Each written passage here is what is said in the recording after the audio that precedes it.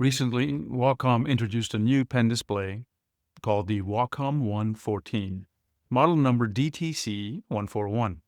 This is a decent entry-level consumer pen display, and it's being sold at a relatively competitive price of $300 US. There are really many good things about this tablet, but the drawing experience overall is just okay. The reason I say okay is really because of the pen that comes with this tablet. I have issues with its pressure range. It's not bad, it's just okay, and that's what gives this overall drawing experience just an okay rating. Ultimately, I do recommend this tablet, but for certain scenarios and for certain users. There is one big challenge with this tablet, and that is how will it actually connect to your computer? Literally, what cables will work? For some of you, things will just work. For others of you, it's going to take some effort, and in fact, it's going to take some extra money. And that's why this may not be the right tablet for some people. This tablet will work fine in those scenarios where you're doing light creative work, for example, where pressure sensitivity might be used, but it's not super critical. Maybe you're an educator and you're creating diagrams or videos like you might see on Khan Academy. Or maybe you are in online meetings a lot and you are marking up documents or whiteboarding. This tablet will work great for those scenarios.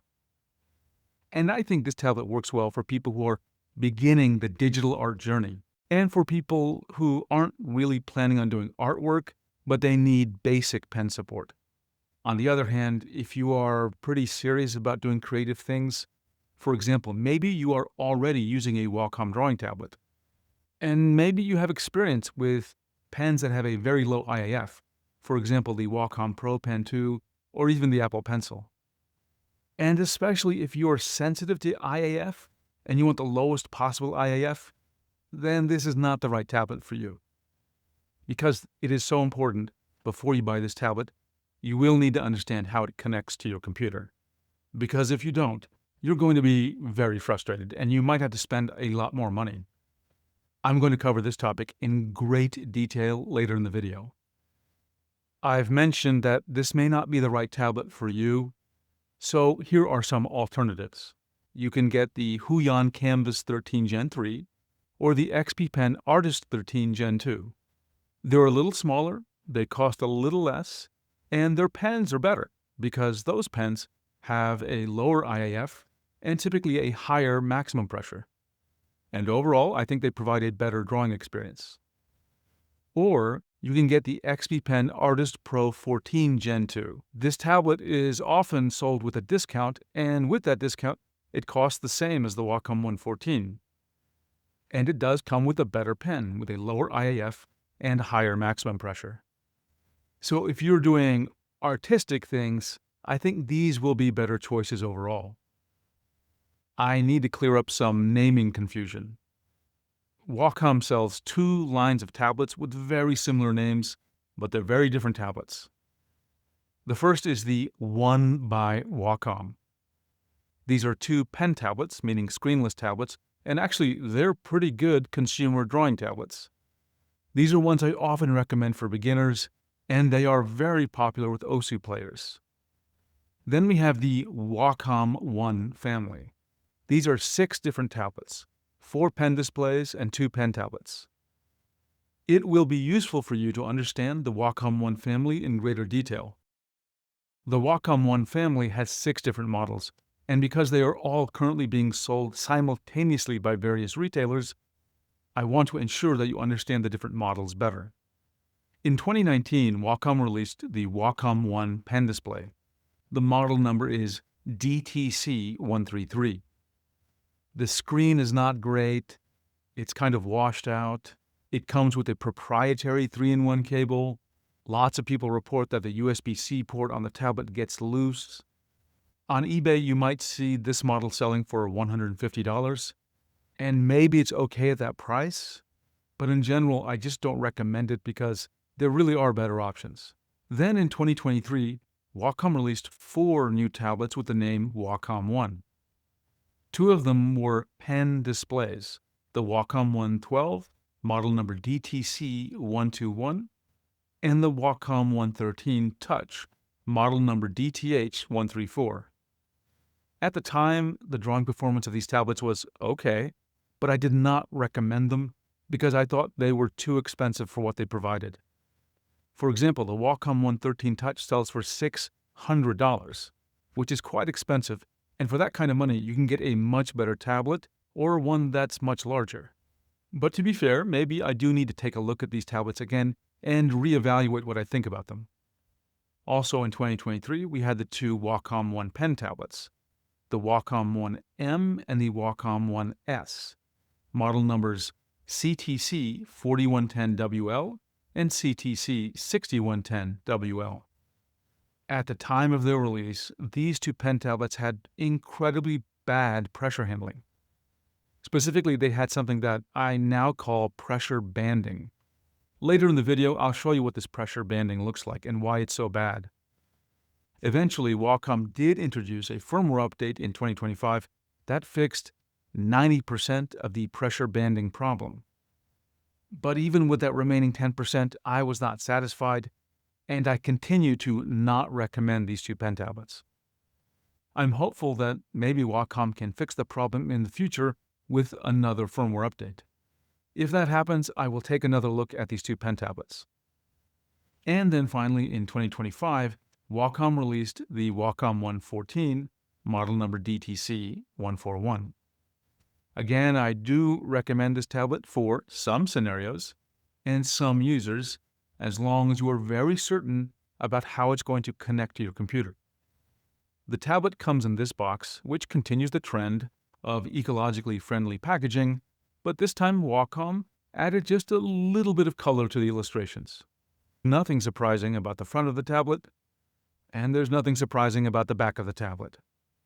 On the left side of the tablet, we see a single USB-C port, and then a power button, and then an OSD button that brings up the on-screen display. One weird thing is that on the back of the tablet, the name Wacom One 14 does not appear for some reason. It just says Wacom One. However, the model number is clearly indicated as DTC-141. And this is another example of why I always tell people, don't just pay attention to the tablet's name, pay attention to the model number. Often it's the only way of telling these tablets apart. As the name Wacom One 14 indicates, this tablet has a 14-inch display with an aspect ratio of 16:9. Over the years, Wacom has reduced the size of bezels in the Wacom One family. As a result, the new 14-inch model has an overall size that's very close to the previous 13-inch model, even though the screen is bigger. In the box, you get only a couple of things: the tablet itself, the Wacom One Standard Pen, model number CP923, a printed quick start guide, a USB-C to USB-C cable, 3 nibs, and a nib remover. There's nothing surprising about the core drawing tablet specs. The only things I want to point out here, because two of the specs differ from what you'd normally see in a drawing tablet. First, this tablet supports 4,000 levels of pressure. Do not let that bother you. You don't need 8,000 or 16,000. You only need about 2,000, and this has more than enough. Second, the tablet has a digitizer resolution of 100 lines per millimeter, instead of the more typical 200 lines per millimeter. Again, this is something that you will never notice. It will make no difference at all in your drawing. So overall, there is no concern here whatsoever. These specs are fine. There's also nothing really unusual about the specs for the display itself, but I will point out a few things that may be of interest. The native resolution is 1920 by 1080, which is very typical for a consumer drawing tablet. Wacom describes the tablet surface as having an anti-glare and anti-fingerprint glass, but essentially this is just etched glass. The screen is laminated, which is good because it should result in less parallax. All in all, these specs for both the digitizer and the screen paint a picture of a very typical modern consumer pen display. The tablet comes with the Wacom One Standard Pen, model number CP923. This is a basic EMR pen with 2 buttons and no eraser. I'll cover the physical pressure range of this pen later in the video. In general, when you get a new drawing tablet, I do recommend that you buy an additional spare pen because it is really good for you to have a backup. And while this pen is not exactly cheap, it's not expensive when you compare it to other pens like the Pro Pen 3, which costs $130. Instead, this pen only costs $35. The Wacom One Standard Pen is in a category called UD-EMR pens. And in general, if a tablet is compatible with one UD-EMR pen, it's compatible with all other UD-EMR pens. What makes this a little tricky is that it's hard to tell if a pen is using UD-EMR. And the phrase UD-EMR is not written down anywhere on the pen or the packaging. You just have to kind of know which pens use UD-EMR. Here's a list of all the UD-EMR pens I tested with this tablet, and I can confirm that they all work fine with it. Unfortunately, this tablet is not compatible with Wacom professional pens. You won't be able to use pens like the Pro Pen 3 or the Pro Pen 2 or the Art Pen with this tablet. Now let's take a deeper look at some of the topics concerning the display of the tablet. This tablet has a low amount of anti-glare sparkle, which is good. You'd have to put your eye pretty close to the tablet to even notice, and all you're going to notice as you scan through the pixels is that there's a slight difference in the brightness. And you're not going to notice much rainbow effect at all.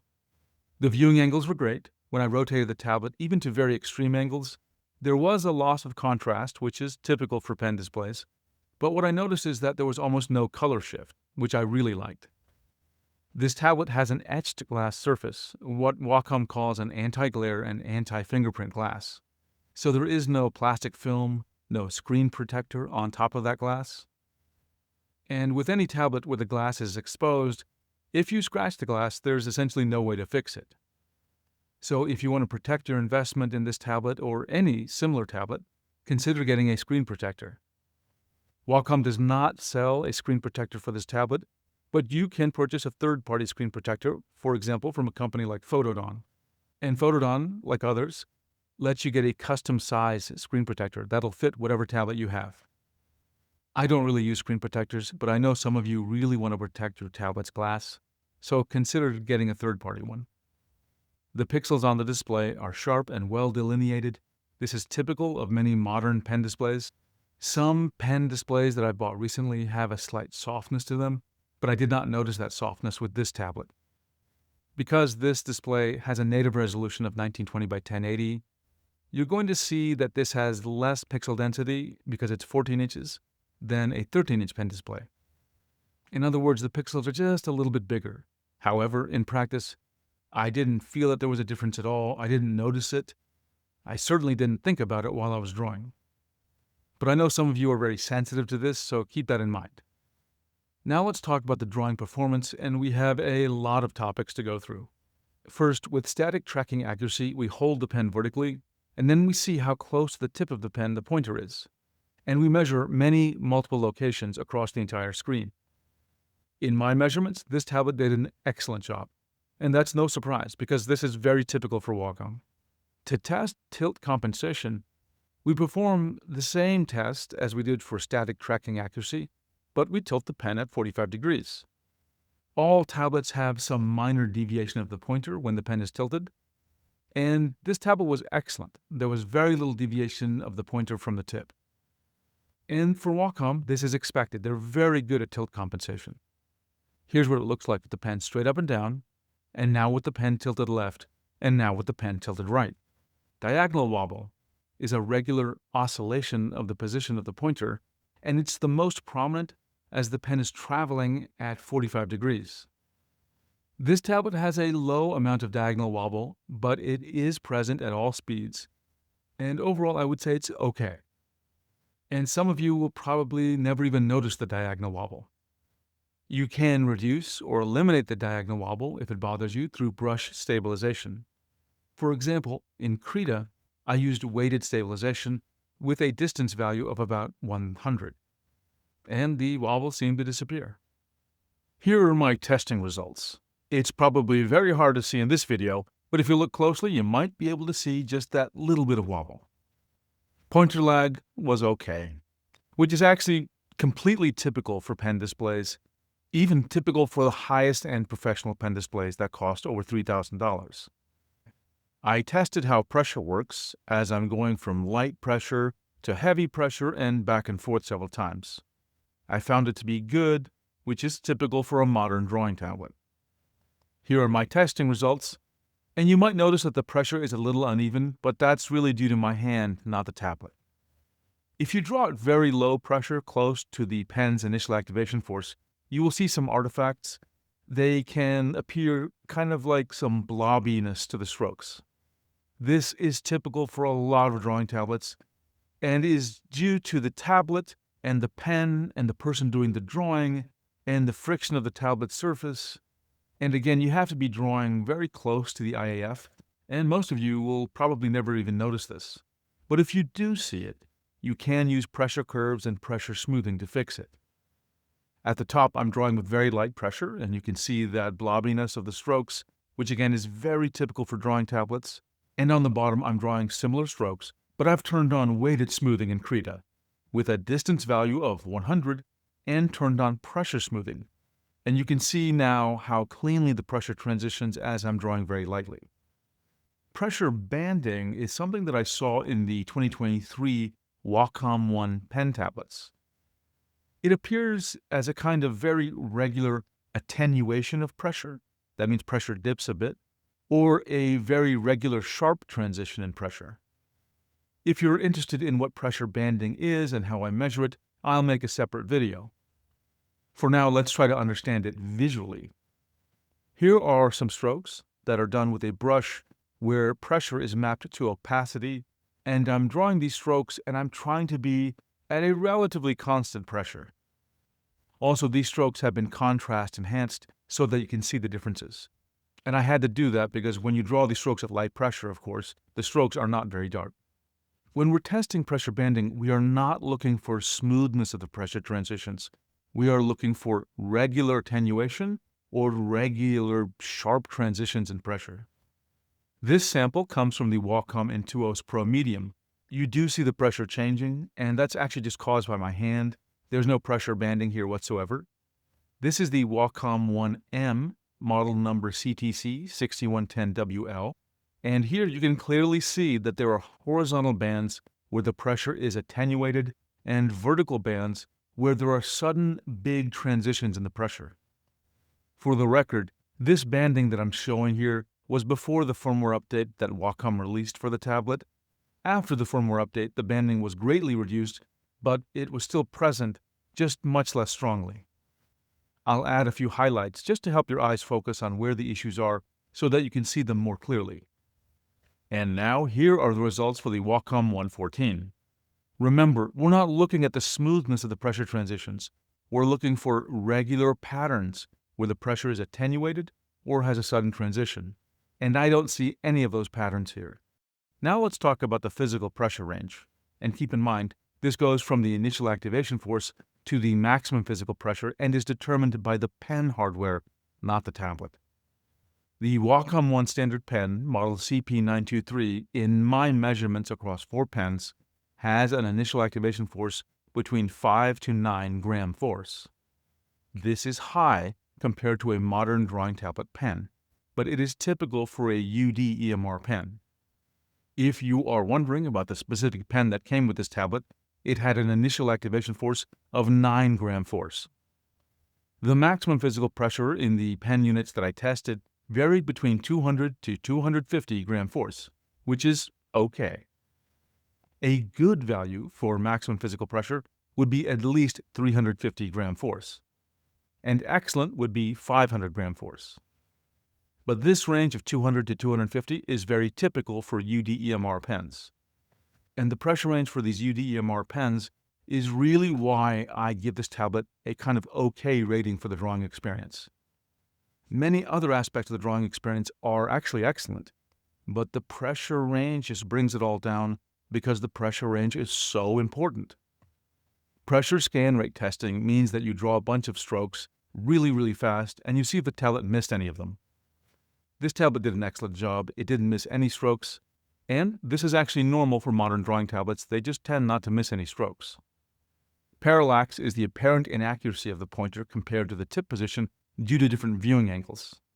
Ultimately, it's caused because there's a piece of glass between the display panel and the pen tip. Lower parallax is what you get when you have less distance between the display panel and the tip of the pen. I found that this tablet had very little parallax, which is good. Here's a photo at an extreme angle that shows you how little separation you can see. And keep in mind, this is an extreme angle. I think in the vast majority of cases, with more normal drawing angles, you would not notice the parallax at all. And the pointer will always appear directly under the tip of the pen. Like modern drawing tablets with etched glass, this tablet has a light surface texture. I found it to be very similar to the Wacom Moving 13. Maybe this tablet had just a little bit less texture. But the key thing is, it had enough texture to keep the pen from slipping and sliding all over the glass. I mentioned earlier that if you're drawing at really low pressure, you might want to use pressure curves if you encountered any blobbiness in your strokes. Instead of using the default pressure curve on the left, you would use a pressure curve like the one on the right, which is bent down a little bit.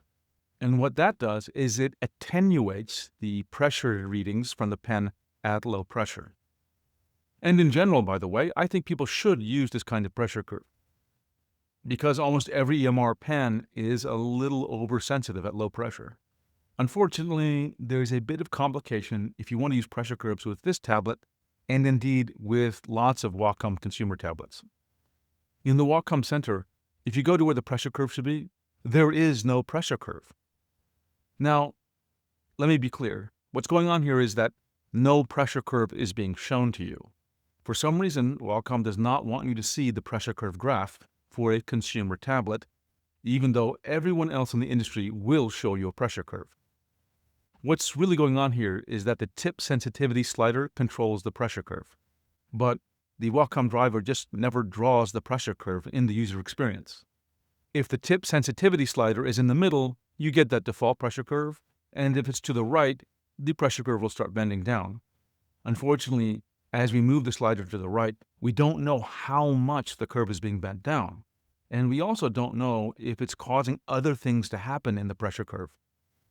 Like, for example, some pressure curves, as you move the slider to the right, actually change the lower left endpoint of the pressure curve so that they give you a higher IAF. And this tablet does not need higher IAF. But we can't tell with this UI what's happening. So if you want to use a pressure curve with this tablet, it's probably better if you don't use the tip sensitivity slider and instead use pressure curves in your drawing applications if you can. Now let's talk about the ergonomics of this tablet. Many people want to keep their pen display at an angle so that it's more convenient for them to draw.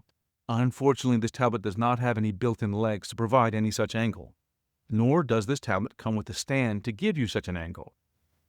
Wacom does sell an accessory called the Wacom Foldable Stand, and that stand costs $100. I'm sure it's an excellent stand, but there are less expensive options. I use the PowerBlow PR100 stand. I don't even have a PowerBlow tablet, but I really like this stand. In fact, I actually have two of them. It costs about $40 and works with lots of different angles. It's very solid. If you're drawing on it, the tablet will not wobble. The stand doesn't slide around on the desk. It stays put.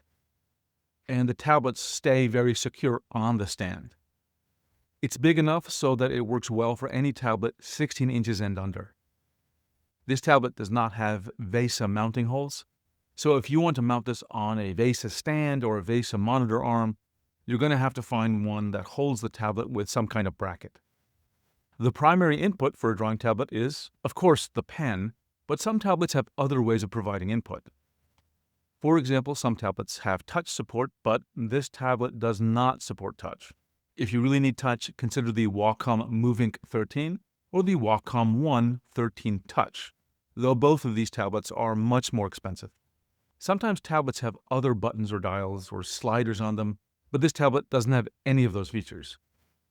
Everything so far that I've talked about paint a picture of a tablet that has actually a lot of great qualities. But its biggest weakness is that its pressure range is just okay. But we haven't hit the most difficult thing.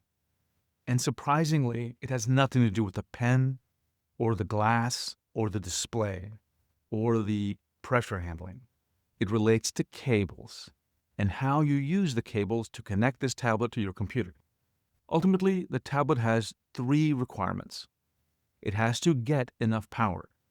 It has to be able to send and receive data to the computer.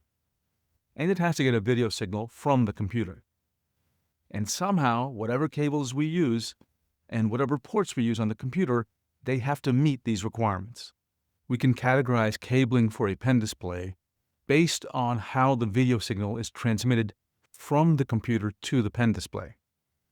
Is it transmitted via USB-C or is it transmitted via HDMI? So now let's consider both cases for this tablet. Let's start with the ports.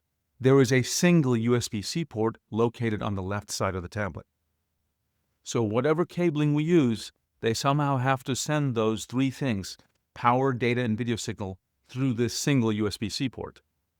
This is a diagram from Wacom's documentation showing how to connect this tablet to a computer with a single USB-C to USB-C cable.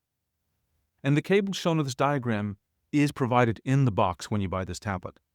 So these requirements for power, data, and video signal have to be met by not only the USB-C cable that you're going to use, but also the USB-C port on your computer. The good news is that Wacom has included a cable that meets these requirements in the box when you buy this tablet. But you can use actually any cable that meets the requirements.